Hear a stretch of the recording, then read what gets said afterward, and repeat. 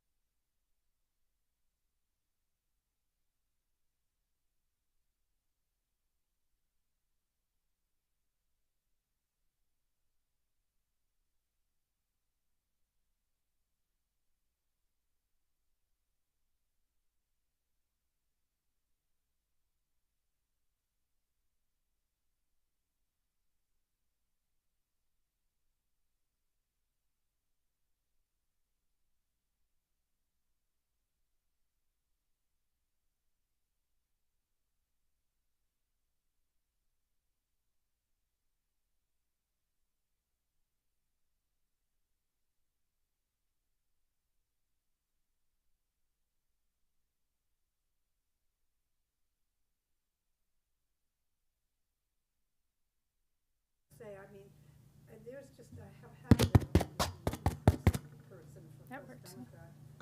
Testing 1 2. minutes, it's like everything she just put, it's like, Testing 1 2. until Testing 1 2. how much Testing. we're gonna have invited, how much help we're gonna need. We'll see when Crazy. Yeah. we do the call in line. I Crazy. forgot How my are cell you? phone. I'll go get it. Give him a call. I don't think she's ready yet. Okay. All right, Well, I'm just good gonna leave for this you. up because I don't And know. are we okay for food for tonight? Okay, okay. Oh, thank you, thank you. Wait, here's I had another prepared you as a book. panelist and did Just to all let this you know. special You stuff. know, What happened? I'll tell you, Dave asked me for help. I forgot my purse on the kitchen counter. Did you Oh, know, no. Remember? for my No. therapist? Don't. Have I done that? I am Please don't the say family anything. member that So everyone hands I their got passports to. him one through my contacts.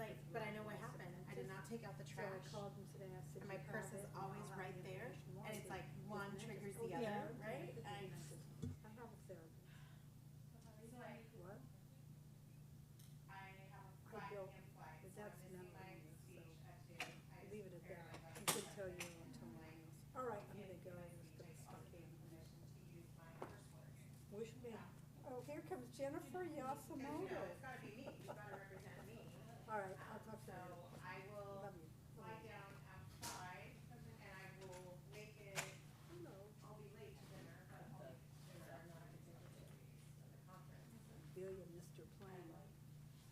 I call my assistant, but called her at 7 in the morning.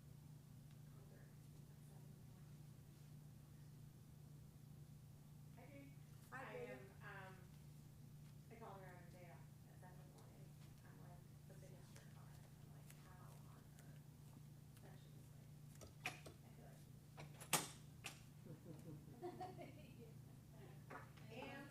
Yeah, universe wants you here for a reason, huh?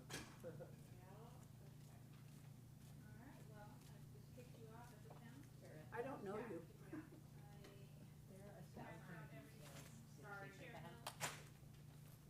At least when I used to do roll calls.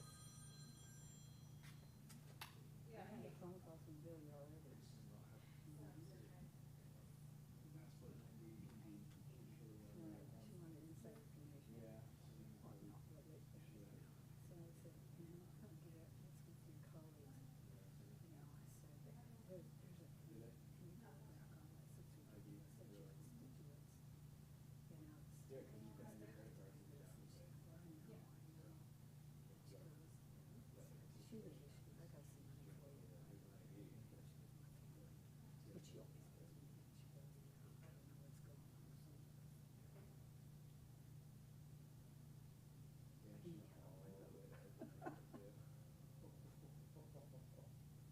You know, the first thing I do before I leave my house is to make sure I have my ID like inside.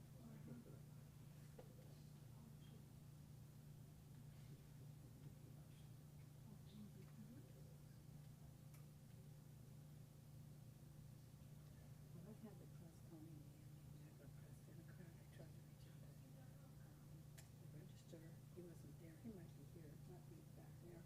And I got one from another source, and I have to say, a thing about our board of supervisors. I gotta pray for you, for me, for everybody.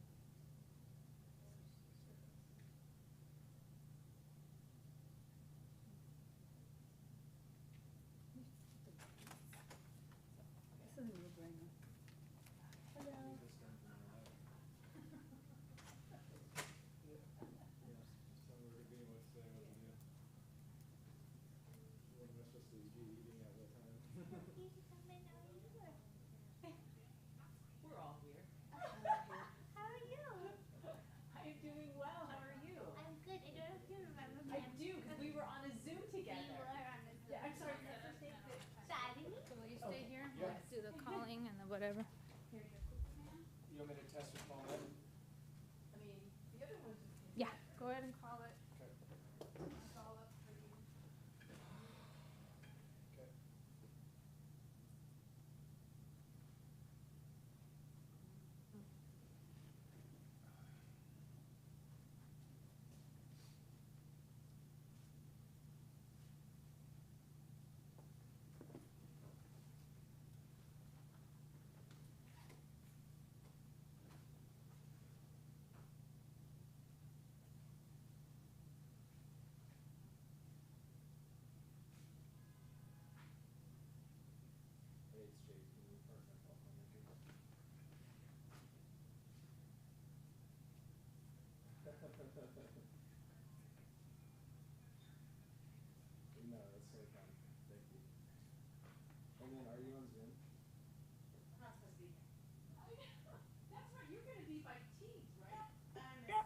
I missed my flight.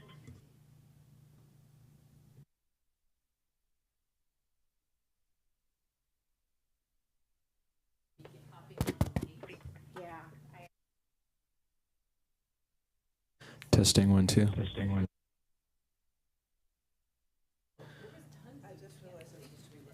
Yeah, I was just getting ready to.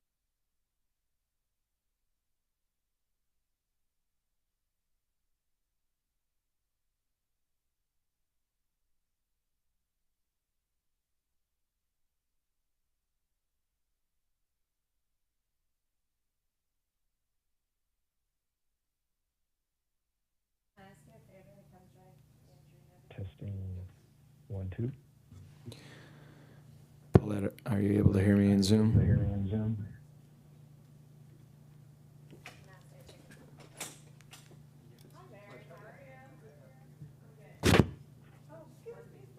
Thank you. Thank you.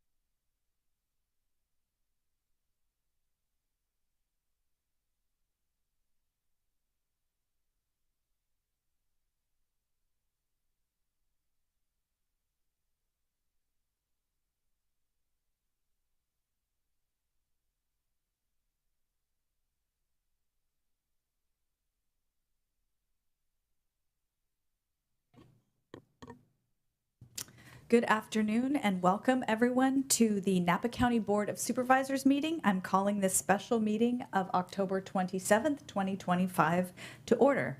May I have roll call, please, Ms. Hoskins? Vice Chair Manfree? Here. Supervisor Ramos?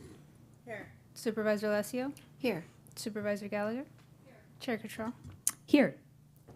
Can I ask Mr. Andrew Mize to lead us in the Pledge of Allegiance? I pledge allegiance to the flag of of the United States of America and to the republic for which it stands, one nation, under God, indivisible, liberty and justice for all. Thank you.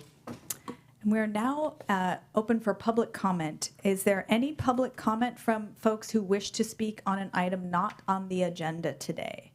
Do we have anyone in the room? Or anyone on the phones? Okay, thank you. And now I will ask if my colleagues have any reports or announcements they want to share this afternoon. Seeing none, we'll go ahead and move to our consent calendar. We have one consent item today, which is consent item 5A, an approval of a report of an emergency public works action on a project to repair airport runway lighting. Do I have any board comments on this item? Anyone wishing to make public comment in the room or on the phone? Okay, then I will go ahead and ask for a motion and a second to approve consent calendar item 5A. Second. Motion by Supervisor Gallagher, second by Supervisor Ramos. All those in favor? Aye. Aye. Motion carries unanimously. And that brings us to item 6, our administrative item for the day, which is, I will read it, 6A, to adopt a resolution to suspend the county's budget policy guidelines, allowing for backfill of a federally funded food assistance program for qualified residents. And I will welcome Director Yasumoto to the table. Thank you. Good afternoon, Director Yasumoto. Good afternoon, Chair Cottrell and members of the board. Jennifer Yasumoto, Health and Human Services Agency Director. And I have. So thank you for being here on this special meeting today. I have a PowerPoint presentation that's not terribly long, and you should all have handouts. I am here to talk about CalFresh, which is federally known as the Supplemental Nutrition Assistance Program, and a benefits disruption that we are fast anticipating and that is approaching effective November, which is this Saturday, November 1st. So turning to the, so my presentation overview, I'm going to go over basically the problem, the background, what's happening, give you some information about our CalFresh program and what it looks like here in Napa County demographically, share with you the multi-prong emergency mitigation plan, of which this proposal before your board is one part of, and go through MSA investment, the history and our alignment to our community health improvement plan, the alignment to the Napa County strategic initiatives, and then I'll get to requested approval and questions. So starting off with the problem and the background and what's happening, and I won't go into a treatise around the CalFresh SNAP program, but as you know, it is the strongest anti-poverty program in the United States. And this disruption that we're about to face has never happened before. And we are anticipating it happening again this November. And what that essentially would entail would be a cutoff of benefits that we do not at this time, nor does the state of California, expect to issue as normal.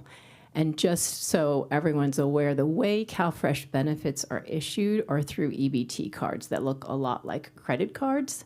And they are replenished between the 1st and the 10th of every month. So essentially 10% of the population gets replenished on the first day of the month, the second day of the month, et cetera. And if you're somebody who gets it on the first day of the month, you always get it on the first day of the month. And if you get it on the third day of the month, you will always get it on the third day of the month. CalFresh benefits are 100% federally funded, and that's true throughout the country. On October 20th, and we've been watching this and tracking this very carefully, but on October 20th, so a week ago, Monday, the state directed counties to take steps to actually prepare for this disruption and to inform recipients of available resources. So we, like everybody in the country, and of course the 58 counties in California, have been rapidly preparing for this occurrence. We know the situation is fluid. We are tracking it closely and have been in close contact with California Department of Social Services and our County Welfare Directors Association, and also with our other county colleagues.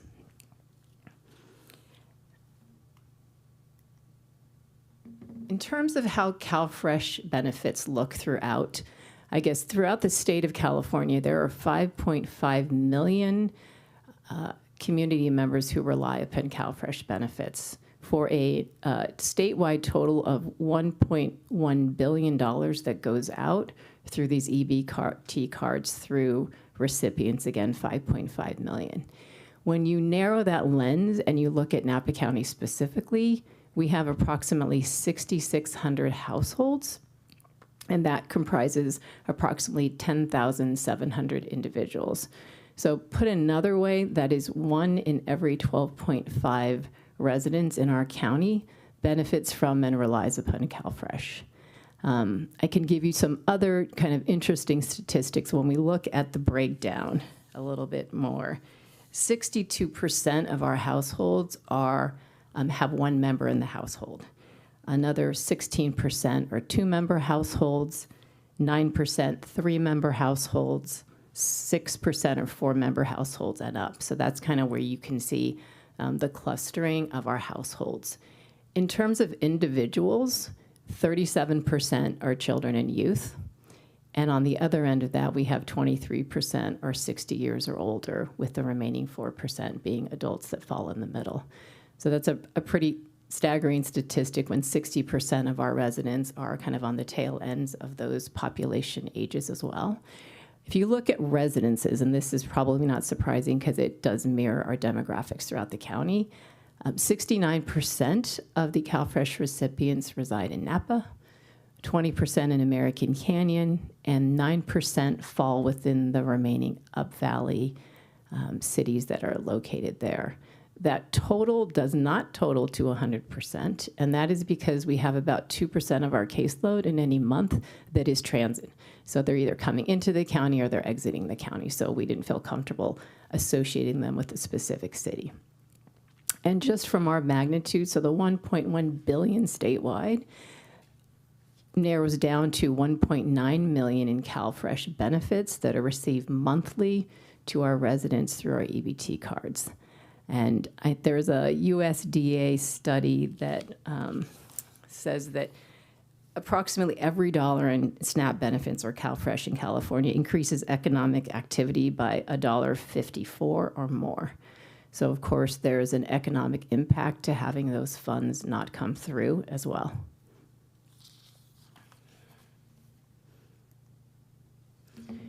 So in terms of what this wonderful county is doing, many people, and I actually want to acknowledge two people that are sitting in the room right here. We have Drain Johnson from Community Action Napa Valley.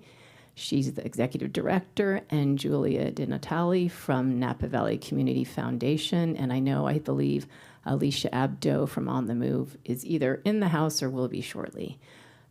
There are many others, and I'll talk about that as we go through this, but just so your board is aware, the proposal before your board is one part of really a multifaceted plan.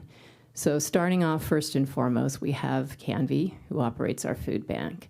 They are prepared to and will be expanding hours and operations and free markets, because the food at the free markets that we help support comes from Canvy. You may have heard and seen the news release that the governor made $80 million available statewide to support food banks and also providing staffing support as needed through the National Guard. And the state support that is coming directly to Canvy will be approximately $500,000. We're also working with Canvy to get those lovely food donation barrels placed in many places because we have many generous staff and community members out there who want to help and support the food need that is always present but is really exacerbated by 1.9 million in benefits not being available. We also, as your board knows, have a food access coalition. That group meets regularly. It includes food distributors and then organizations who work with those food distributors. Canvy is critical in that, as well as our farmers market and Abode, who work together as part of that coalition's backbone. And they are working to increase coordination among our food distributors. We also have the farmers market, who has generously offered to continue the market match. That's where CalFresh benefits are doubled at the farmers market. They're going to continue honoring that for our recipients.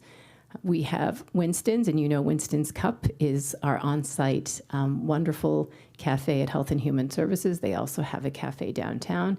They are sponsoring a dinner for CalFresh recipients I think it's November 12th from 5 to 8, so our CalFresh recipients will be invited to that. At Health and Human Services, because we have the benefit of having Winston's Cup there, we are expanding our meal ticket offerings to clients for new CalFresh recipients who will be walking through the door throughout the month like they do every month with a meal ticket for those who are reaching the immediate need category. And then we have countless community organizations that are mobilizing. I think just in the last couple days, Molly's Angels is offering to provide transportation support to get meals where they need to be. We know that Abode are expanding what they're offering through their programs, and we know the Salvation Army is doing the same. So this is really not one solution, it's many solutions. The proposal before your board in this agenda item is to allocate up to $500,000 to Napa Valley Community Foundation to purchase emergency grocery store gift card distributions in mass and working in conjunction with the Community Foundation. I can't tell you how fortunate I think Napa County is to have the Community Foundation and the work that they do and how they're knitted really into the fabric of our community and with our community-based organizations. That is not common in other counties. I know this because I've talked to my colleagues who are trying to figure out how to do something very similar, and they don't know how to go about it with that infrastructure. So again, I'm truly grateful to Julie, who's here, who has been such an amazing partner over these last, in what feels like crisis mode, because it is. They have a history and experience with emergency gift card distributions in mass. They have done it in many other disasters and situations. They can scale up and support this effort. It really taps into and leverages an entire network of CBOs. You know, we have 5 of our family resource centers who will be critical to this effort. These are places our clients already go. They receive support there. This is a logical place. Obviously, if Health and Human Services can also be one of those sites, we are happy to do that. We intend to, if your board approves this as well, station eligibility workers to help support this effort. And then maybe it's sort of the cherry on top of all of this is that this leverages $150,000 that the Community Foundation is making available as a match to this contribution. So we're on our way to a good fund to try to offset the harm done by having that 1.9 million not coming into the recipients' accounts the 1st to the 10th of this month. And they have agreed to provide 100% of the funding that supports the administrative costs, because as you can imagine, there is infrastructure and staffing support needed for every single part of such a mass operation.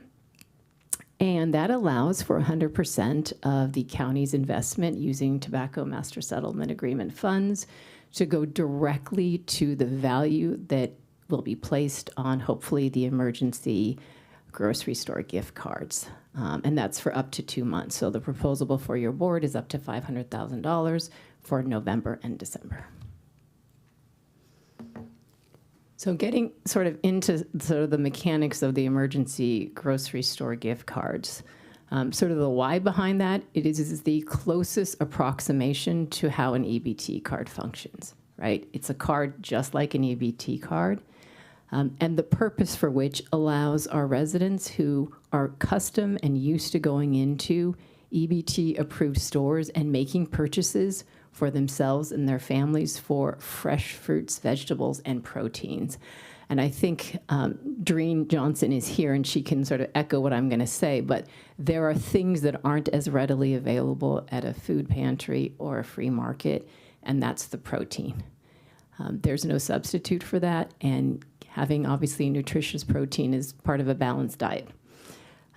We intend to make the purchases of the grocery gift cards from approved EBT stores. Again, where recipients normally shop, so we can actually normalize the routine in an otherwise sort of disruptive period for our recipients. And Health and Human Services will work with our CBOs and Community Foundation on CalFresh recipient verification. And then in terms of, there are two things that we hope to be able to do or lock down, and one is to restrict the card usage so it can be used for food items. And there is a past history of doing that with some of the stores, and I know that Julia has been working directly with the stores to determine if we can actually hardwire that functionality into the card. So if it's possible, we intend to fully take advantage of that. And if not possible, then we will be distributing the cards with usage terms. And the usage terms there, this emergency gift cards being made available to you to purchase food for yourself and or your family. This card cannot be used to buy non-food items, including beer, wine, liquor, cigarettes, or tobacco. So again, we're approximating normal behaviors in normal ways, in normal stores, with normal usage terms. And again, if we can hardwire that into cards, then we absolutely intend to do so. So, as your board knows, since 2001, when Tobacco Master Settlement funds first came to town, your board has very wisely and generously set that aside for community health. And your board knows that because we have a regular grant-making process. And the last round, when we were before your board in 2024, we aligned that to our community health improvement plan. And in looking at a continued alignment with it, an investment like this would absolutely align with our community health improvement plan. There's actually a specific priority area. Again, it falls under economic stability, which makes the point about CalFresh benefits actually being a driver of the economy as well. And that is, this specific strategy is to increase access to fresh, nutritious, et cetera, food among low-income and Latinx residents of Napa County. This investment allows the board to continue that alignment and further our progress on our community health improvement plan. And we are about 1.5 years through our community health improvement plan. Probably your board, not lost on your board, is the fact that we have also, and again, to speak to the investment in food, there are many organizations who are food distributors in the county who are actually under current grant agreements that your board approved back in 2024, right? So that grant cycle runs from July 1 of 2024 through June 30 of 2027. And so I'll just kind of highlight some of them because this amplifies the investments your board has already made. Canvy is one of the grant recipients, as is Farmers Market, as is Feeding Forward, Puertos Abiertos, and from, I think, even a prior grant cycle that's still in play this fiscal year, we also had COPE and St. Helena Hospital Foundation. So when I total up at a glance, you're just under $500,000 per this fiscal year as those components of the grants. So just to kind of paint that broader picture, your board has wisely invested in food support in this community because you understand that it is tied to community health. And then your board last Tuesday, October 21st, approved the Napa County 2025 to 2020 or 2030 strategic initiatives. And there's a priority around building health and connected communities, and I won't read them because they're longer, but there are two very specific goals that pertain to adapting to evolving needs of those most vulnerable, our CalFresh recipients in this particular case, and then strengthening access. And access shows up in just about every single assessment all the time, because access is the key to really everything. If you don't have access, you can't get the benefits that you need. But this really is about protecting the health, safety, and the well-being of some of our most vulnerable residents in our community at an unprecedented and unanticipated time where, unfortunately, benefits will be cut off. And maybe just to sort of make sure that we're all on the same page about what that really means. So the benefits will ultimately flow because it is an entitlement. However, a delay in the benefits not issuing for people who rely upon them to feed their families today, tonight, tomorrow is what we're trying to mitigate. And that problem starts from the 1st to the 10th of this month. So that starts Saturday. So we intend to work very closely with our community partners, with the Community Foundation, with the Family Resource Centers who will be a part of that, to engage in a mass distribution, but one that has integrity and controls in place, so we can mitigate this harm for November that's coming quite quickly. So that's the end of my formal presentation. I'm happy to answer questions, and we also, again, have the specific few people that I named in the audience as well, if there are specific questions about any of the mechanics, and then happy to take those. Great. Thank you so much. I'm going to, first of all, open it up for public comment, and then we'll bring it back to the board for questions and comments. So is there anyone in the room who would like to comment this afternoon on this item? Come on up to the podium. Thank you. Thank you, Madam Chair. Good afternoon. I'm Daniel Harder. I'm the current board chair of Feeding It Forward. Oh, I'm sorry. Make it easier than yelling. And then I'll put my glasses on so I can see. I did prepare a letter for each member of the board, which I'll distribute to the clerk. Basically, it contains the following. With the ongoing turmoil and uncertainty within the federal government, local nonprofits like Feeding Forward and food distributors face a heightened risk of disruption to vital programs that help families put food on the table. Many residents, working families, children, and seniors already struggle with food insecurity. And now more than ever, they need the stability and leadership that only local government can provide. Napa Valley is built on care and connection. By dedicating these funds to local distribution programs, the county can help ensure that no one in our community goes hungry while federal programs remain in disarray. A $1 million investment would not only meet the immediate needs, but also demonstrate your commitment to protecting the well-being and dignity of all citizens of Napa Valley who find themselves in need during uncertain and frightening times. I respectfully urge the board to prioritize this proposal made by the staff. This is a moment to show Napa County stands united, proactive, and compassionate when its residents really need it most. Thank you very much for your time. Thank you, Mr. Harder. Good afternoon, Ms. Johnson. Good afternoon. Hello, everyone. I'm Doreen Johnson. I'm the Executive Director for Community Action Napa Valley and representing, of course, the food bank. And thank you all, the supervisors, for allowing this special meeting. I just here, too, to answer questions. But I want you to be assured that Community Action and the food bank is going to be able to handle this problem. This is not new to us. We've been through major catastrophes here, the pandemic, and with the infusion of the finance, and hopefully we can get the National Guard, I've already requested it, that this is going to be seamless. And we're here to see how things, I can't guarantee every move we're going to make right now until we know exactly what we're facing. We already have CalFresh clients that access the food bank. So again, we're not sure just how many we're going to see, and I don't imagine 11,000 will descend on us on the first day. So hopefully we are prepared. We're offering another Friday that we're open for our Napa Pantry. We're doing another free market at Health and Human Services in the morning, so we can capture the moms and the dads that drop the kids off for school. And again, we have to look at what's going to happen at Pope Valley, Angwin, Berryessa, and then Calistoga, St. Helena, Yountville, Napa, and American Canyon.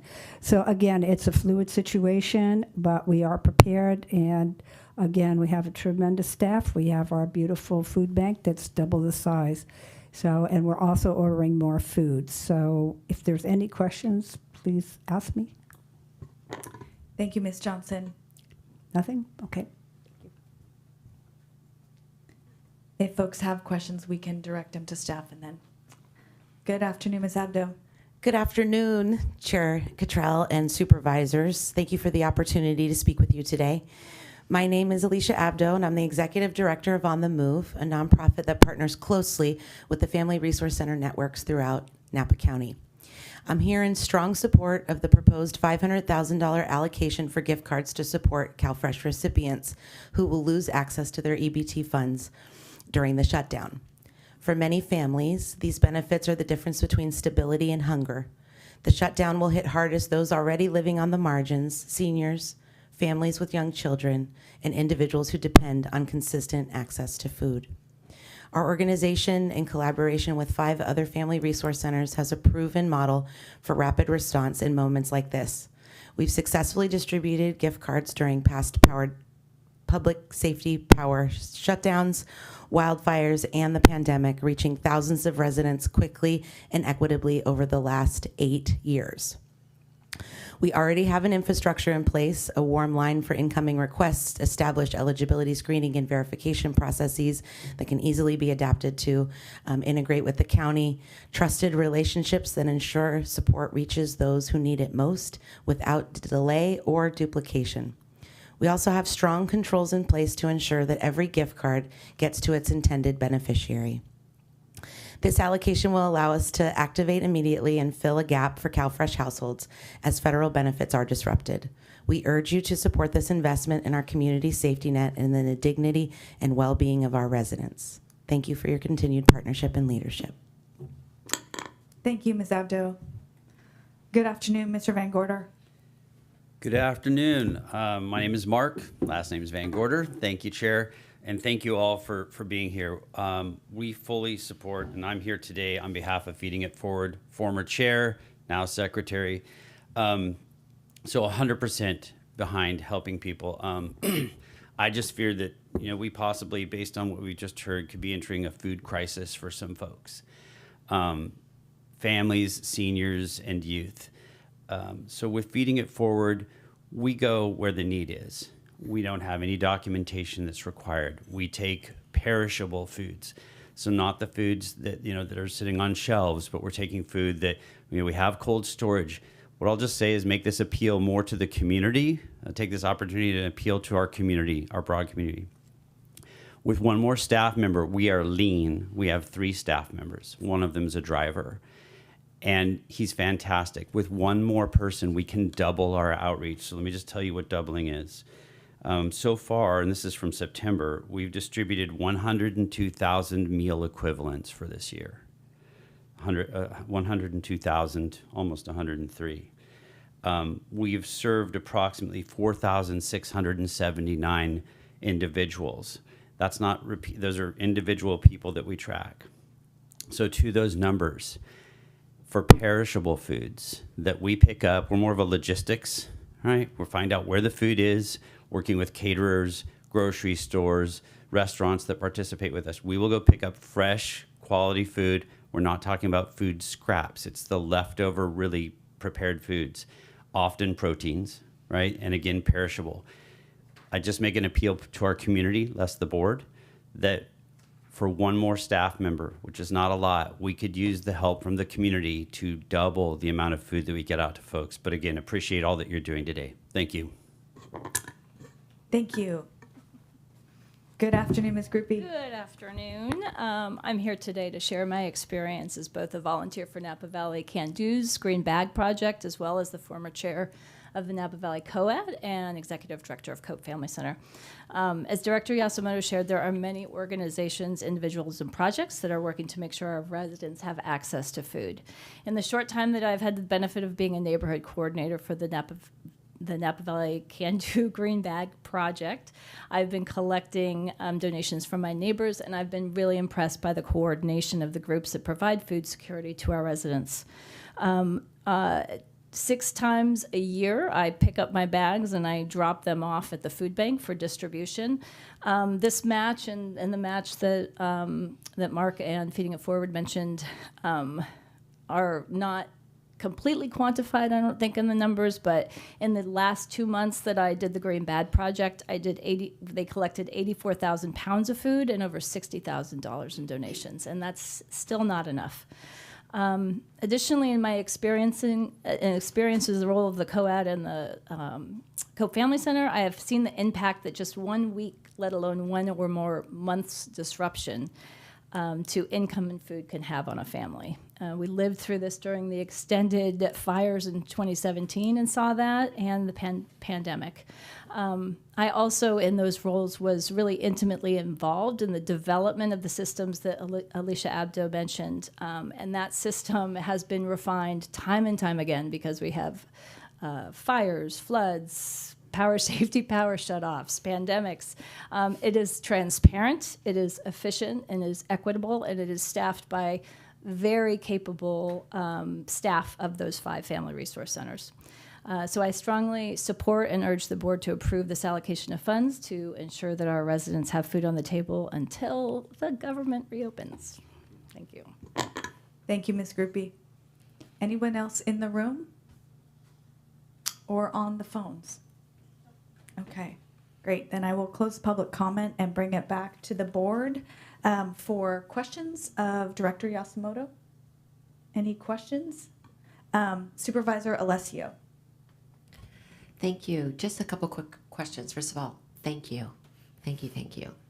And thank you everybody who's here, all the community leaders who are in this room, to address a very challenging time. Just mentioned all the other disasters, and truly, this was not the disaster I was predicting that we were going to have next, but it's an inflection point, and it is a disaster of just basic human needs for our children, to our seniors. Question, do we know, and this might be a question for Canby, even prior to this moment, because we know the issues with inflation and its general affordability, the increase that's been occurring this year in terms of folks signing up for CalFresh, folks going to, needing to go to the food bank, has that already been existing this year, this increase? And if so, do we know what that is, what that looks like? Yeah, I can answer, and I can also have Doreen supplement my answer, because hers is going to be more precise as it relates to the food bank. At Health and Human Services, we did look at the data for 2025. There are variations from month to month, but it's pretty stable. Okay. So we haven't seen a market increase or a decrease. Okay, thank you. And I'll see if Doreen has any. No, we're about the same. We haven't seen any huge spikes. So, this go ahead, year. Doreen. So you haven't seen it. So no spikes, just No. pretty much stable. Pretty Okay, much. that's It's good to about know. 15,000 a month that we feed. Okay, thank you. And then I don't know if we have a populace here of federal employees that are also going to be missing a paycheck, if that's going to create an impact. I'm not, I kind of try to look at it via online. There's no data on that, but just a thought. I don't know what federal employees that are here or military families that live here, that maybe are based out of, Travis Air Force Base, that may be relying on their paycheck, that won't see their paycheck because of the federal shutdown, but that might be something that we might see a change on. I think we'll, obviously we look at the data regularly. We'll be looking for whether there's an increase in CalFresh applications.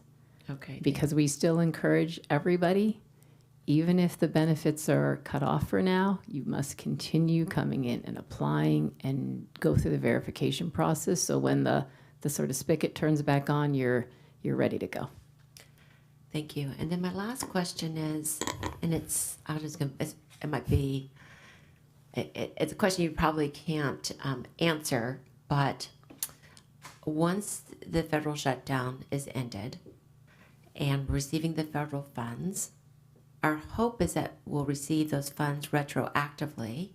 And when we do, how will we be reimbursing the MSA or MSA bucket, or what's going to happen when those funds move back, hopefully retroactively? How does that work? Yeah, so in full transparency, the MSA funds that, if your board approves, those are funds that will likely not be reimbursed. One of the things that I and many other counties have been pursuing with the state is whether there was a mechanism to intercept the federal EBT system and inject it with county funds and have it come through the normal process. And the answer to that was no, because it is a federal system. In fact, the only role that the state of California plays in that is to send basically the matching data from all the counties so that the FI, the fiscal intermediary, marries the treasury funds with the state data, and that's how the EBT cards get populated. There's no ability for us to funnel money into that federal system. So, yes. Okay, but hopefully we'll receive those funds retroactively that we've lost.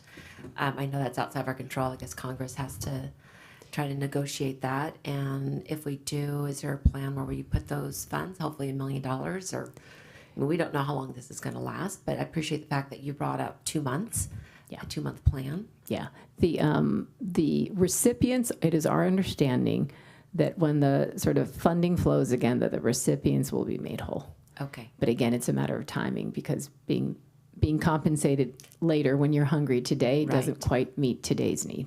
Thank you, and that's true. It'll go to the recipients. It will not go back to the county. Correct. Appreciate that.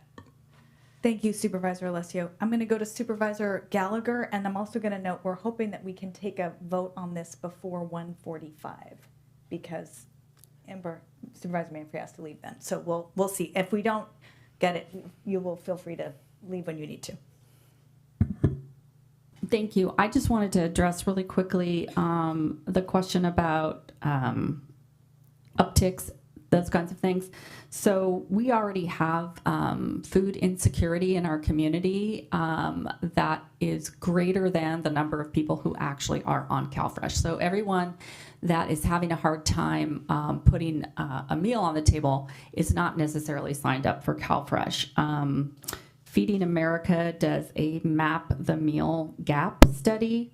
Right now, their 25 study uses 2023 data, and we are at our county is at 11.2%, or over 15,000 people who are food insecure. And so if you take a look at that versus the number of people on CalFresh, you can see there are a lot more people who are facing food insecurity, which means they don't know where their next meal is coming from, than there are people on CalFresh. So, and that tends to be true, that there are a lot of people eligible for CalFresh who don't actually apply. So just wanted to put that in perspective. Thank you. That's a sobering statistic. Supervisor Ramos. Thank you. So I've got 8 minutes.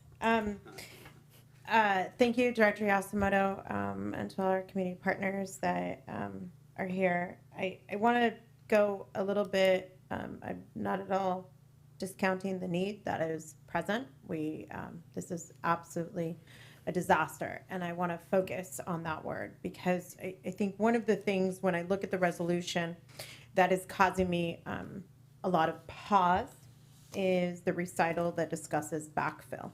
And the reason it is causing me pause is because our budget policies that we adopted on March 11th specifically have two parts. One says that the county cannot be all things to all people, nor can it be the government of last resort. We recognize the county's role as a provider of services in keeping with the traditional county model.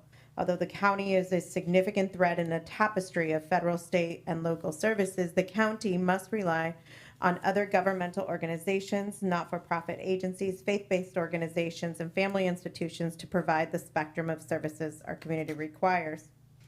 And then specifically on item 8 under that section says the county administers a number of costly state programs that are primarily funded by state and federal dollars. recognizing the limitations of the county's ability to increase discretionary revenues in the event of a reduction in resources for these programs. The county's goal, to the extent legally possible, is to not backfill reductions in state and federal dollars with discretionary dollars. And so when I look at this, colleagues, I am concerned that specifically the 1, 2, 3, 4, oh gosh, I'm trying to find the recital, the third recital, that the county has a budget policy specifically restricting backfill, and it's basically looking at superseding that policy. And so I,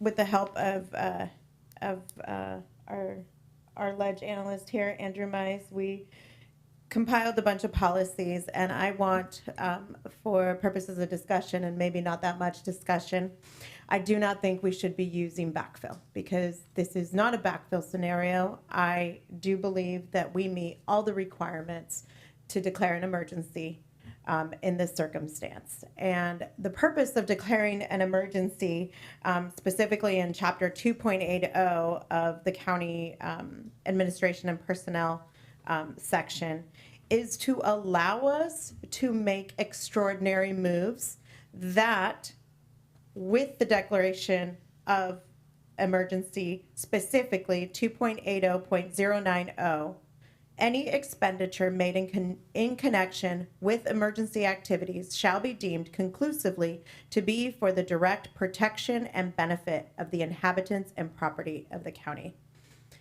I can't think of a greater form of protection for our residents, that our 10,700 residents that are likely to go hungry, given the absolute derelict failures of the federal government to not fund emergency food aid programs come Saturday.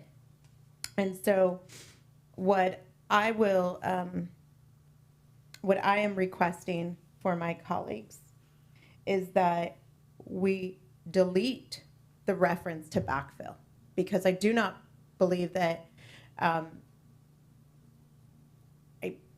I'm beyond hesitant to deviate from our budget policies, but I recognize the moment that we are trying to meet, and the moment is one that has never faced this country and even our county. And so I would ask that the resolution be modified to delete backfill references, to declare an emergency, and to allow expenditures to flow due to an emergency, still utilizing the master settlement agreement dollars, because they are of a more limited impact.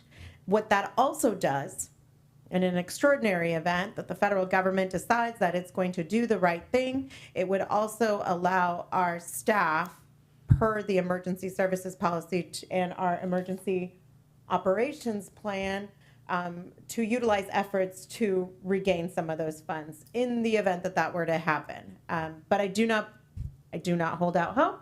But I do have hope that this county will do the right thing. And by utilizing the emergency language, I think that that better positions us and allows us to continue to stick strongly and steadfast to our budget policies. Thank you, Supervisor Ramos. I know Supervisor Manfrey has her light on. I also want to turn to our CEO and County Council to weigh in on anything we need to be thinking about as we contemplate Supervisor Ramos's amendment. But first I will go to Supervisor Manfrey. I would prefer to hear from the council first. She's hitting the ball back to you. Thank you, Chair. I'm prepared to recommend some language changes to the resolution if the board desires to declare an emergency and go in that direction. So happy to offer language if that's the board's desire.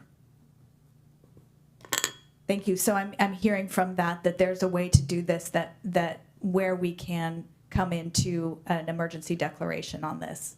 Yeah. Okay. Thank you. Back to you, Supervisor Manfred. Thank you.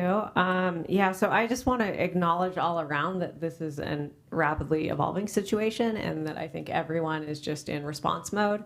And I really appreciate the quick thinking of staff to pull something together. And also Supervisor Ramos for coming in with, I think, a very cogent suggestion for how to better handle this. And so, I'm interested to hear from staff, if there's a response to that adjustment. I would really like to know what that is. I guess I can pause there and then keep going.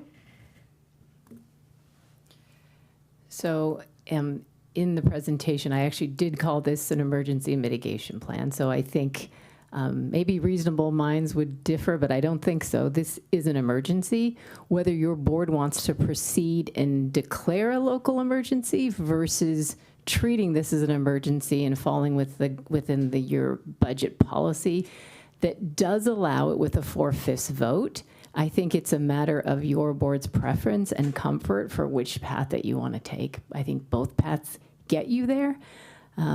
It's, again, just a matter of whether we elevate the emergency that we know that it is to a formal declaration or we act in accordance.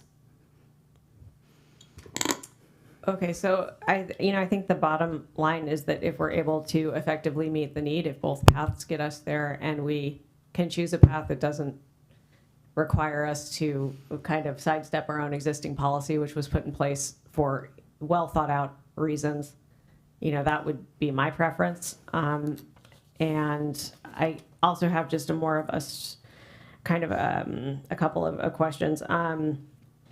Let's see. That as far as spending this money goes, it will be going from our MSA fund to whatever entity is issuing the cards. At that point, the money resides with them until people go to stores and charge it. And I'm wondering, I guess, as you explained in the beginning of your presentation, if people are kind of stepped through the month on the date when they receive things, if on our end, acquiring cards can kind of be very carefully staggered so that we are not, buying everything up front and then the government opens up, knock on wood, and as soon as possible in November, that we haven't kind of overspent and then end up with, no way to recoup that. Correct. So we have anticipated starting to think ahead through the mechanics of all of this. So the way it would work, and again, super grateful to the Community Foundation for being super flexible on this. The general plan is that Community Foundation would purchase the gift cards. They would then invoice the county for those. And they are going to be maximally flexible, again, experience with distributing mass gift cards to issue perhaps even more than once per month so that we're not sort of front-loading all the funds, but also making them available to people who have dire needs for the funding, because even if your board approves this, it is not a full replacement for the 1.9 that's going to be on EBT cards. And also, because of that, Community Foundation has said, if this gets challenging because at some point the lights go back on and we're in play, right? And gift cards will be purchased and will be midway through a distribution. So we absolutely will do our best to coordinate, to be super efficient.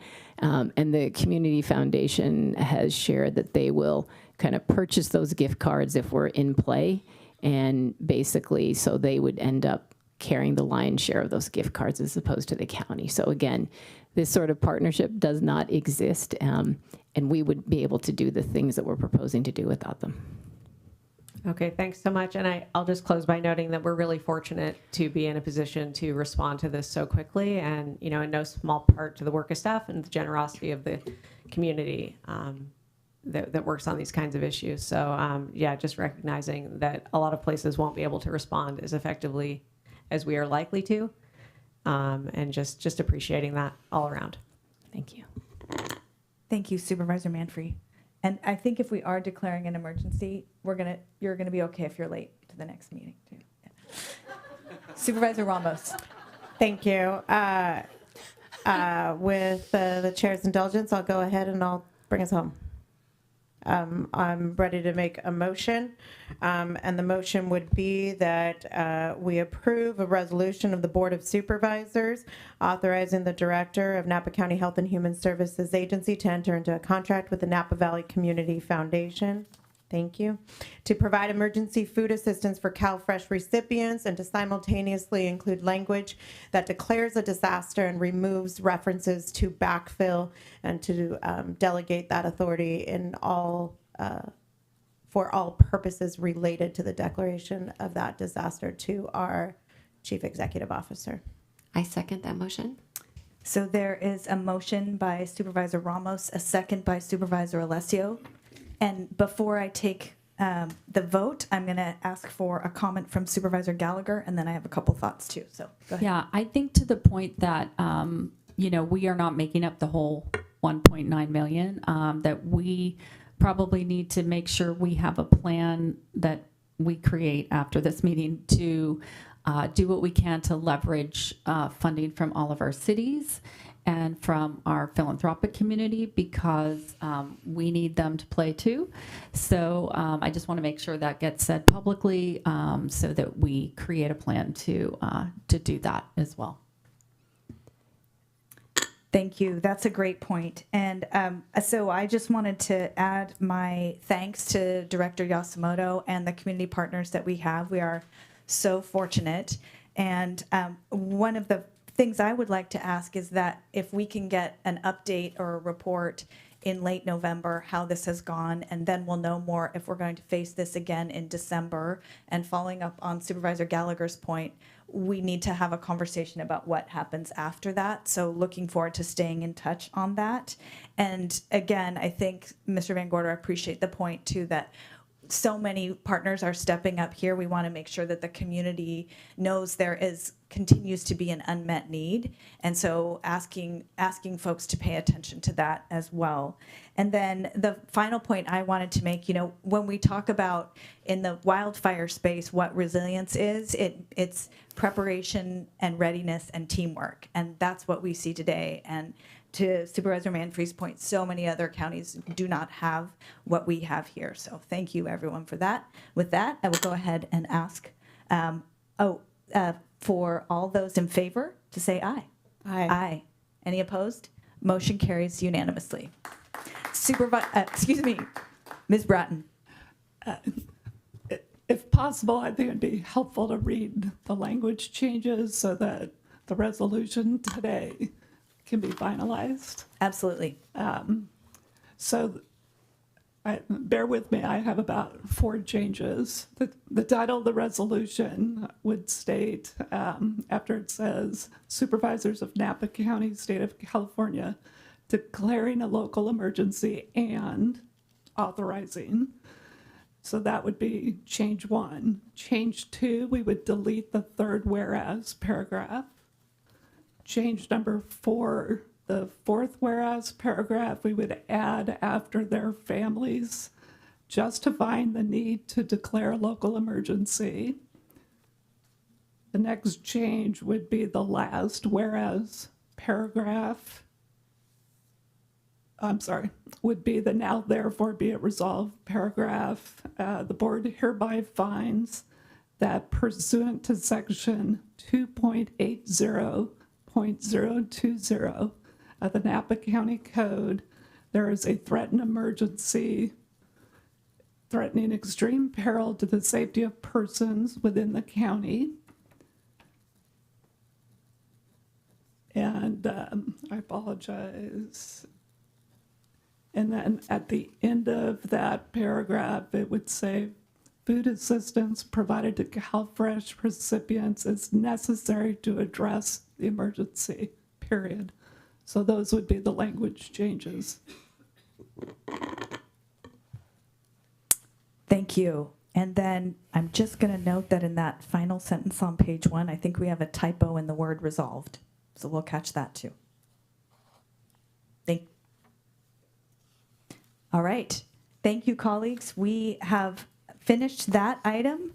And thanks again for the public interest and support on this one. And with that, I will go ahead and adjourn this meeting to the regular Board of Supervisors on Tuesday, November 18th at 9 a.m. We are adjourned.